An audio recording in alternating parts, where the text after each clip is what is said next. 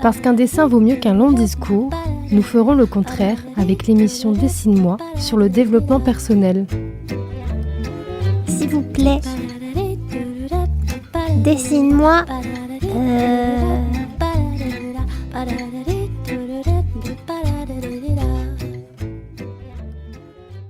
Bonjour à tous, nous nous retrouvons pour une nouvelle émission de Dessine-moi en compagnie bien entendu de Didier Gus. Bonjour Didier. Bonjour. Alors nous avions commencé cette série d'émissions par la connaissance de soi et du vivre ensemble. Nous l'avons poursuivi en parlant du couple, puis de la famille et aujourd'hui nous allons aborder la vie professionnelle. Alors Didier, comment peut-on définir ce terme de vie professionnelle, monde professionnel? Nous, on va parler de vie professionnelle. Oui, de vie professionnelle. Ah là là. Alors, sans vouloir faire de jeu de mots, mais la vie professionnelle, c'est tout un monde, finalement. Mais oui, la vie professionnelle, mais elle occupe quand même une grande partie de l'existence de l'individu, quand même. Puisque dès l'école, on voit bien que on plonge les enfants déjà dans cette perspective de trouver leur future activité professionnelle. Et puis, aux alentours de 18-20 ans, on part sur cette vie professionnelle pendant X années, on va pas dire le nombre d'années, mais oui, une bonne quarantaine en tout cas. Donc voilà, donc ça occupe pratiquement plus de la moitié du temps de la personne. La vie professionnelle est vraiment, c'est une vie en soi. C'est une vie en soi. Tout comme le jeu de mots de tout à l'heure, j'en ferai un moi-même également. Est-ce qu'on peut dire que la vie professionnelle se dessine dans la petite enfance? Ah oui, oui, mais oui. Alors, tout dépend comment on le prend finalement. Parce que c'est vrai que si on regarde à l'heure actuelle l'éducation nationale en France, par exemple, c'est vrai que très vite, l'enfant va être plongé dans sa future vie professionnelle où on va lui demander très très tôt de choisir un métier, même si c'est pas trop, voilà, ce qui pose beaucoup de problèmes. Mais si on prend sur un autre angle maintenant où on pourrait voir quelque chose aussi de naître différemment, c'est rappelons-nous la première émission où on disait la connaissance de soi. Eh ben, si au moment de l'enfance, on apprend aussi à de mieux en mieux se connaître, il est évident qu'à un moment donné, on commence à dessiner sa future vie professionnelle, oui, où on va être amené en tant qu'adulte, à un moment donné, à mener une activité professionnelle. Et on commence également à construire certaines valeurs. Oui, tout à fait.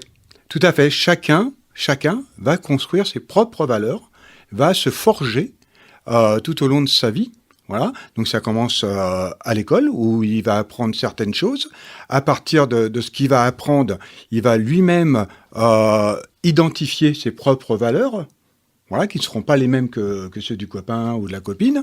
Et puis tout doucement, voilà, il va se construire, s'auto-construire comme ça, avec l'aide des autres aussi, avec finalement l'effet miroir et puis les relations qu'il établit avec les autres. Et puis, il va cheminer progressivement sur sa destinée, hein, et sur ce qu'il va devoir accomplir à un moment donné. Alors, je parlais des valeurs à l'instant. Une des valeurs, une des trois grandes valeurs, on va dire, de la vie professionnelle, qui se dessine aussi dans l'enfance, c'est la confiance en soi. Et quand on est enfant, on manque de confiance en soi. Et c'est quelque chose qu'on peut développer, qu'on doit développer. Oui, alors que veut dire confiance? Avoir confiance. Confiance, dedans, il y a aussi confier. Hein. Donc c'est intéressant aussi de voir ce mot-là.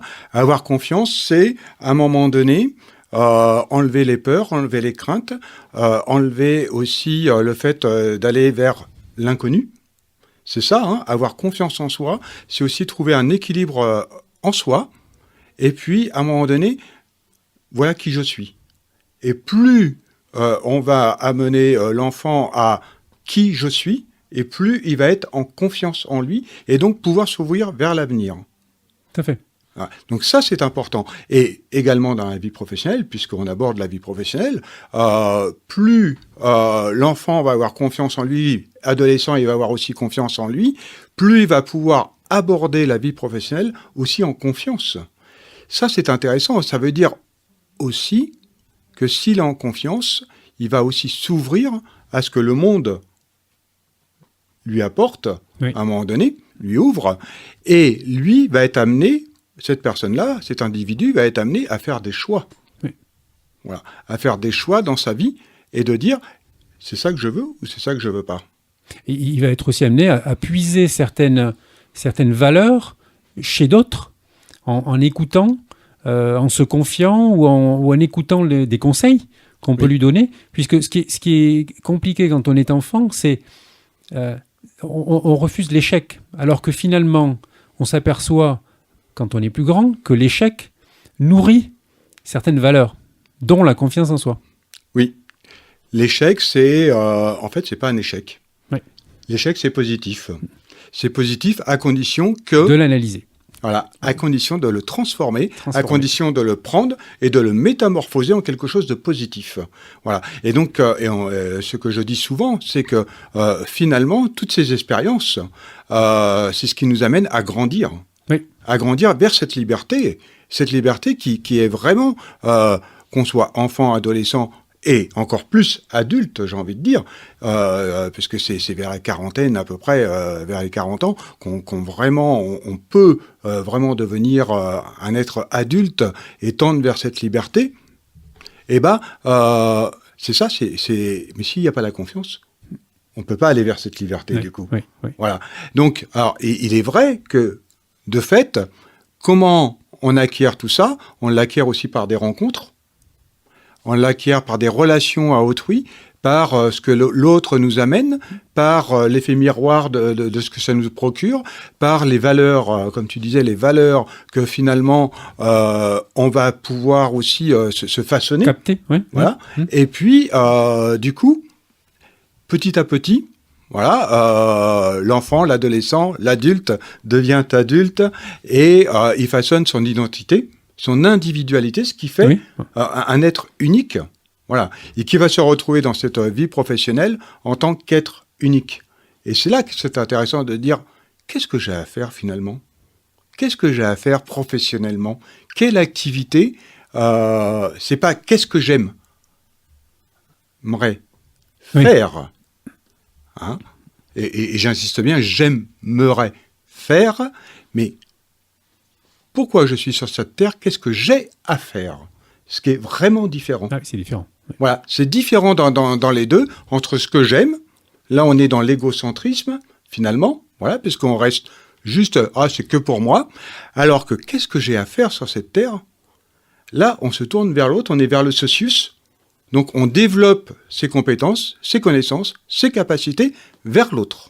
Alors, les valeurs qu'on capte et qu'on acquiert, on peut les acquérir aussi dans la pratique du sport. Très important, le sport. Oui. Alors, mais quel sport alors ? La pratique du sport, dans la mesure où ça place l'individu dans une communauté, oui. Et on a des échecs, des réussites, tout à fait. Ensemble. Mais encore faut-il que le sport reste sport. Oui. Voilà, et c'est peut-être là la grosse difficulté, mais si le sport reste sport dans son essence originelle, alors oui, c'est vrai, parce que qu'est-ce qu'il y a à travers le sport ? Il y a les deux choses, finalement, il y a l'individu et le groupe. Et c'est ça qui est intéressant dans tous les sports que l'on retrouve, où il va y avoir ces deux facettes, l'individualité qui va devoir se développer, qui va devoir vraiment se dépasser par rapport à lui-même et non pas par rapport aux autres, et puis aussi dans une démarche de groupe, dans une démarche de communauté. L'individu est au service du groupe. Voilà, c'est ça. Ouais. Voilà. Mais pour être au service du groupe, encore faut-il qu'on lui laisse la place d'être individu. Voilà, et de le reconnaître en tant qu'individu, de ne pas l'effacer en tant qu'individu. Et c'est ça qui est intéressant. Et dans la vie professionnelle, c'est la même chose qu'on va retrouver, c'est quelle est la place de l'individu dans sa vie professionnelle, dans son activité, comment il peut œuvrer, et comment il peut, à un moment donné aussi, développer des capacités, développer des connaissances pour l'autre. Alors, Voilà. c'est bien connu que quelqu'un qui a un manque de confiance en soi ne se sent pas à sa place, où que ce soit. Et oui, et donc si... mais j'ai presque Alors envie qu'il de en dire- a les capacités, Oui, mais souvent. Mais est-ce que c'est pas un pléonasme du coup? Est-ce que c'est pas un pléonasme? Puisque du coup, s'il n'est pas en confiance, il peut pas être à sa place. Mais s'il n'est pas à sa place, c'est qu'il n'est pas en confiance. Oui. Voilà, ça va avec. Ça veut dire que c'est parce qu'il n'est pas en confiance qu'il n'est pas à sa place. Parce que s'il était à sa place, ah mais tout va bien. Je me sens bien du coup. Et c'est ça le bien-être. Je me sens bien là où je suis parce que je ressens intérieurement que je suis bien à ma place. Et donc, j'ai pu être en méfiance.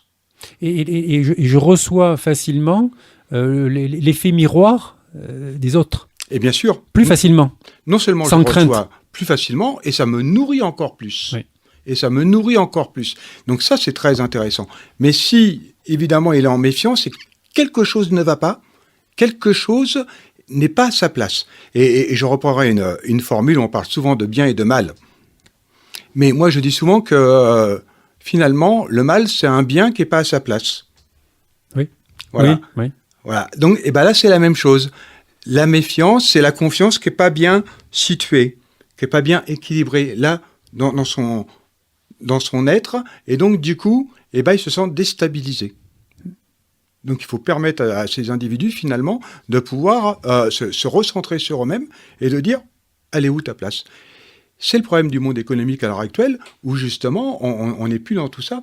Donc, on ne permet plus à l'individu d'œuvrer, mais on lui dit, il faut que tu accomplisses ça, peu importe que tu sois fait pour ça ou pas. Voilà. Et de là, on retrouve quoi ? On retrouve beaucoup de problématiques au niveau professionnel, où on a des gens qui vont travailler, mais...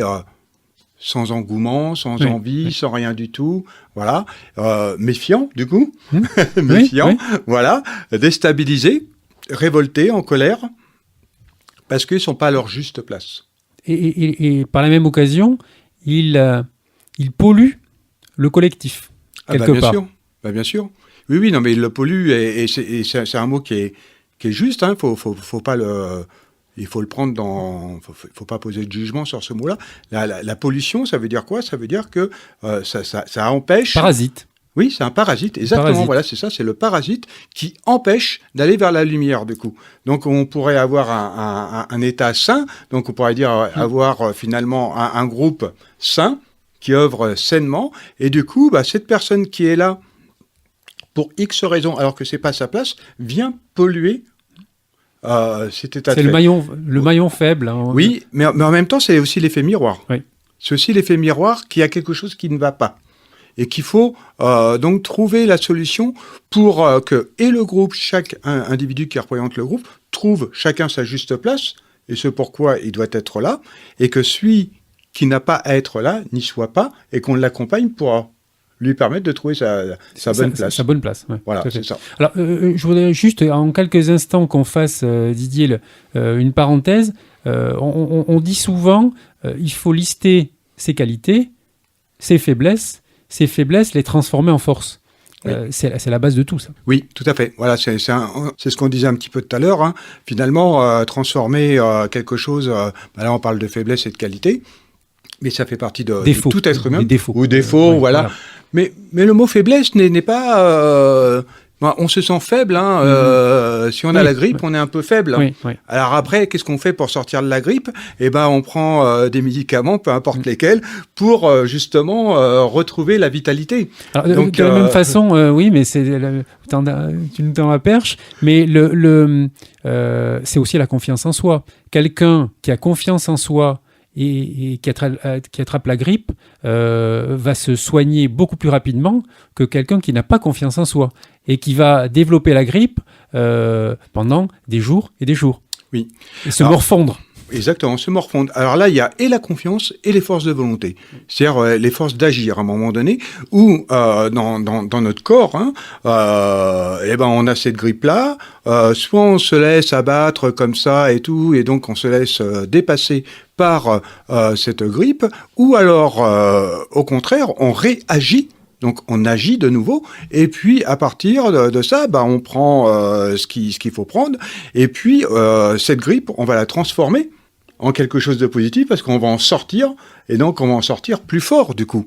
Plus fort, hein, ça c'est vraiment quelque chose. Et ça c'est les forces de volonté. Mais pour ça il faut y croire, il faut avoir confiance en soi. Et cette confiance, c'est aussi une forme de croyance, de croire en soi, croire en l'homme, en sa capacité, et puis de dire oui, je peux. De toute façon, si on revient sur l'humain, le corps est fait et créé pour ça. C'est-à-dire qu'on a des anticorps qui chassent le mal, mais si on ne leur donne pas l'ordre d'aller chasser le mal, ils vont rester inactifs et on va rester malade plus longtemps que la moyenne. Et oui. Et donc ces anticorps, il faut finalement les entretenir, les nourrir, et il faut pas les affaiblir. Et les faire travailler. Voilà. Et pour les faire travailler, il faut aussi leur donner de la nourriture saine. Voilà. Et souvent, quand on a, par exemple, une fièvre, au lieu de tuer tout de suite la fièvre, la fièvre, c'est des anticorps en puissance. Donc, on sait que jusqu'à 39-40 degrés, il n'y a pas de problème. Au contraire, la fièvre donne de la force. Encore faut-il avoir confiance en ça. Oui. Et puis de se dire, ça va me nourrir, c'est pas toujours évident. Voilà. Mais quand on y va, on se sent à un moment donné, on se dit, tiens, il s'est passé quelque chose. Et là, c'est pareil, avoir confiance en soi au niveau professionnel, c'est de se dire, je suis là aujourd'hui, demain je peux aller vers ça, voilà, j'ai un potentiel en moi. Si je suis à ma bonne place, à ma juste place, ce pourquoi je dois réaliser telle chose sur Terre, j'ai confiance et je peux y aller, du coup. Donc c'est ça aussi, hein, c'est vraiment avoir ces forces qu'on doit cultiver en soi pour y aller et puis de se dire, ouais, voilà, c'est la confiance est là, j'y crois. Et c'est vrai, hein, c'est une croyance comme une autre, hein, peu importe le terme, mais c'est avoir foi en soi, quoi, voilà, et de se dire, oui, c'est ça. Alors, une deuxième valeur qu'on peut attribuer effectivement aux valeurs fondamentales de la vie professionnelle, c'est purement professionnel, c'est être performant. Oui. Alors, qu'est-ce que c'est qu'être performant et comment devient-on performant, Didier ? Et qu'est-ce que ça veut dire d'être performant ? Oui. Qu'est-ce que ça veut dire ? Et là, qui ? Pour soi ? Pour les autres ? Ouais. Pour la communauté ? Pour l'entreprise tout entière ? Voilà, c'est ça. Et souvent, il y a eu des amalgames de faits comme ça dans la performance, parce que être performant, c'est se surpasser, on disait à un moment donné. Il y a eu toute une vague comme ça de RH qui disait, qui poussait à fond la gamelle, puis disait, il faut être performant, mais au détriment de quoi ? Et pourquoi ? Si c'est que pour l'entreprise, mais que c'est au détriment de sa santé, c'est pas de la performance. Non. Voilà. Être performant, c'est tout autre chose. Être performant, c'est de dire, voilà, j'ai trouvé ma voie, je sais que c'est ça que je dois accomplir. Maintenant, je vais me donner des forces, je vais me donner les moyens pour parvenir, à me dépasser. Ouais. Ça, c'est être performant. Alors, on peut comparer ça à, on a une voiture de course. Être performant, ça devrait vouloir dire pouvoir rouler à grande vitesse régulièrement de point A au point B. Mais si c'est rouler à 100 km/h et pendant 2-3 minutes rouler à 350, c'est interdit, je le rappelle, ce n'est pas la solution. On est bien d'accord. C'est pas la solution, et ça, c'est la solution d'échec, finalement. Oui. Voilà, c'est la solution d'échec parce que on va être content de rouler à 350 à l'heure, puis mais on se fait plaisir. Voilà. Mais c'est en plus se faire plaisir. Voilà, on se fait plaisir. Alors que la première solution que tu évoquais, on était dans une solution de régularité. Oui. Voilà. Et de progressivité. Performance régulière. Voilà, performance régulière et progressive. C'est-à-dire qu'on parle d'un point A, on sait qu'on doit aller au point B, et on va y aller de façon régulière, à son rythme, et au fur et à mesure, on va sentir que, finalement, la régularité nous permet d'améliorer cette régularité et donc de la dépasser. Et donc, on se dépasse comme ça. Et c'est vraiment la régularité qui amène à quelque chose. Alors, si on refait la comparaison avec la voiture de course, on n'use pas le moteur. C'est-à-dire que, on roule de façon régulière, donc on pollue moins, et on n'use pas les pièces mécaniques. Tout à fait. Donc, ce qui veut dire qu'on ne s'use pas personnellement de la même façon. Parce que ça veut dire que finalement, on se respecte. Oui. Donc, on est dans le bien-être. voilà, ou le mieux-être, comme on veut, mais moi j'aime bien le bien-être aussi, voilà. Et aussi, on se respecte. On respecte notre corps. Donc ça veut dire que aussi on apprend à se connaître. On parlait de connaissance de soi, c'est aussi connaître son corps et savoir que si au lieu de rouler à 350, si je roule à 200, finalement je pourrais faire 10 jours de plus que si je suis à 350 et que je fais que 3 heures. Voilà, pour reprendre toujours cette idée de course. Donc c'est ça, hein, la performance, c'est par rapport à soi, pour le bien-être, pour le bien des autres, donc dans un cadre, dans une dynamique ou une démarche de socius tournée vers l'autre, et c'est le développement de soi-même, mais dans le respect de soi. Et donc, ce qui suppose que, au niveau de chaque entreprise, devrait être pris en compte le développement de chaque individu, c'est-à-dire qu'un tel peut aller à telle vitesse, un tel peut aller à telle vitesse, un tel peut aller à telle vitesse, et qu'on n'a pas à dire il faut faire tant de pièces à la minute, c'est pas possible ça. Ça c'est inhumain. Inhumain parce que c'est l'irrespect de l'être humain dans sa composition, dans sa biologie. Alors, si on parle de se respecter et de soi-même, il faut quand même également aborder le fait que n'hésitons pas, quand on est en entreprise ou qu'on a un premier job, à dire « je ne sais pas faire ». On se forme, on apprend. Il faut rester humble. Dire je sais faire alors que ce n'est pas la réalité, c'est prendre un risque démesuré. Oui. Voilà, on ne peut pas savoir tout faire. Et non. On se forme, on pose des questions à ses collègues, donc le côté humble, l'humilité au travail, c'est la communauté qui rassemble. Mmh. Tout à fait. Et le mot former est très intéressant parce que former, ça veut dire se construire. Oui. C'est ça. On se forme intérieurement, y compris notre corps va se former par rapport à ça. Et ça, c'est vraiment très intéressant. Et heureusement, j'ai envie de dire qu'on ne sait pas tout faire. Parce que si on savait tout faire, ça voudrait dire qu'on exclurait tous les autres. Et donc, on n'aurait pas besoin de la communauté. Donc, si on ne sait pas tout faire, donc on a besoin de tout le monde.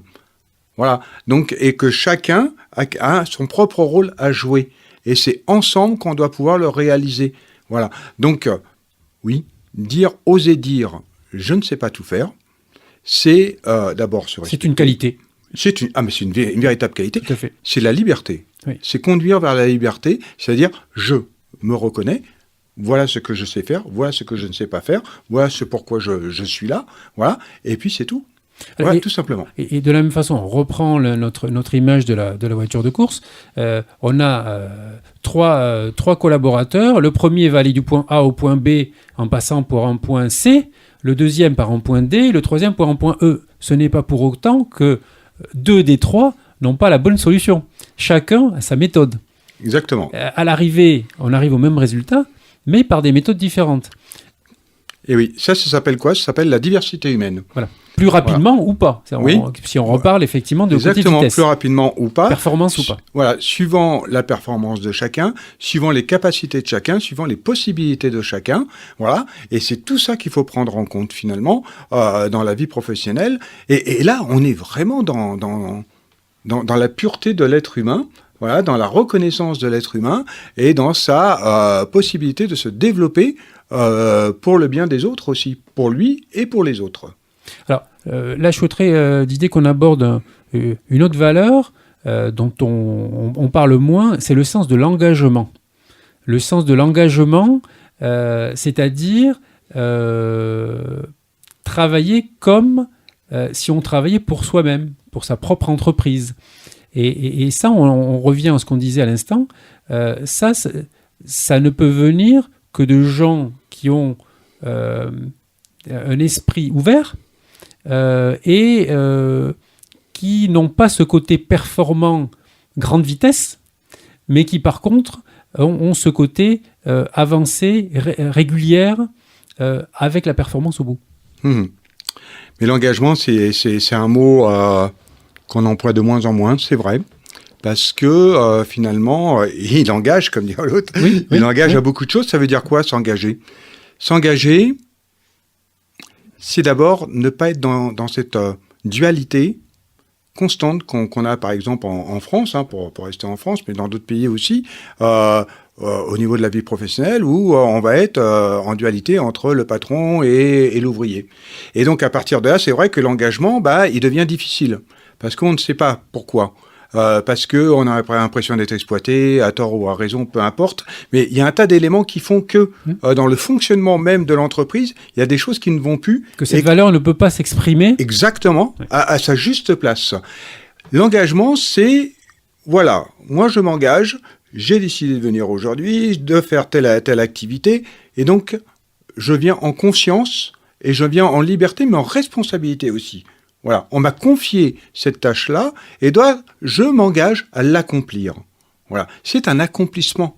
Et à travers l'accomplissement de la tâche, c'est moi-même que je m'accomplis. C'est un accomplissement de soi-même aussi. C'est l'accomplissement de soi-même. On revient à la première. Voilà. Et par rapport à l'accomplissement, voilà, je me suis engagé pour ça. Ça, c'est important. C'est une marche que je gravis moi-même et aussi. Oui. Je gravis l'entreprise, mais que je gravis par la même occasion. Voilà. Et ça veut dire que je me consacre. Oui. Et si je me consacre à quelque chose... Je me construis. Ouais. Et consacrer, ça vient aussi, ce mot est très intéressant, ce qui vient de sacré. Donc je rends sacré ce que je fais. D'où l'intérêt de dire, ce que je fais, ça doit être important pour moi. Et tant que la personne ne trouve pas sa juste voie, évidemment, elle va avoir du mal à s'engager parce que c'est pas important pour elle. Donc s'engager à quelque chose, c'est se consacrer à et rendre sacré la chose. Donc c'est un sacrifice que l'on fait. Mais dans le sens noble du terme, dans le sens juste du terme, où je me consacre pleinement à la tâche pour laquelle je me suis engagé à faire. Et finalement, le summum de l'engagement, c'est quoi ? C'est être pleinement passionné par ce qu'on a envie de faire. Alors, quand on est plus jeune et qu'on nous pose la question qu'est-ce que tu veux faire quand tu seras grand, souvent, on donne des métiers de passion. Parce qu'on est passionné, on revient d'automobile, on dit je veux être pilote de Formule 1, on est passionné d'aviation, je veux être pilote de ligne, etc. Donc déjà, ça donne une petite idée de ce côté engagement, quelque part. Oui, c'est-à-dire que effectivement, si on est... c'est magnifique de regarder des enfants parce qu'à chaque fois, on voit la pureté, on voit quelque chose de super. C'est que les enfants sont toujours passionnés parce qu'ils sont purs, ils sont vrais, finalement. Et donc, du coup, quand on les entend, on pourrait percevoir, si vraiment on était dans l'écoute profonde avec les enfants, on pourrait percevoir leur destinée ou commencer à dire, tiens, il y a des petites choses qui nous donnent.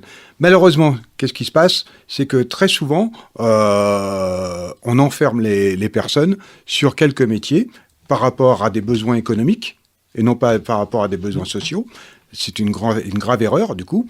Et du coup, on ne leur permet pas d'accomplir véritablement ce qu'ils ont à faire. Donc c'est ça le problème. Mais c'est vrai que c'est une véritable passion. Passer la moitié de sa vie ou les 3/4 de sa vie à mener une ou plusieurs activités, si on n'est pas passionné par ça, mais on va mourir. Non, justement, on va avoir l'impression de se faire exploiter. Voilà, c'est l'exploitation. C'est l'exploitation. C'est l'exploitation ouais. De l'homme par l'homme. Hein. Voilà, je crois que c'est Marx qui a dit ça. Oui, hein. Oui. Mais très justement, du coup...